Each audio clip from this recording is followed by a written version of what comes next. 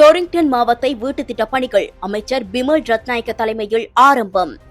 போக்குவரத்து மற்றும் நகர அபிவிருத்தி அமைச்சர் பிமல் ரத்நாயக்க மற்றும் பிரதி அமைச்சர் அரங்க குணசேகர் ஆகியோரின் பங்கேற்புடன் 115 வீடுகளை கொண்ட டொரிங்டன் மாவட்ட வீட்டுத் தொகுதியின் கட்டுமான பணிகள் உத்தியோகபூர்வமாக ஆரம்பித்து வைக்கப்பட்டுள்ளன. இந்த திட்டம் தொடர்பான முக்கிய விவரங்கள். இத்திட்டத்தை 2 ஆண்டுகளில் முழுமையாக நிறைவு செய்ய திட்டமிடப்பட்டுள்ளது. 91 பர்ச்சஸ் நிலப்பரப்பில் 11 மாடிகளை கொண்ட கட்டடமாக இது அமைய உள்ளது.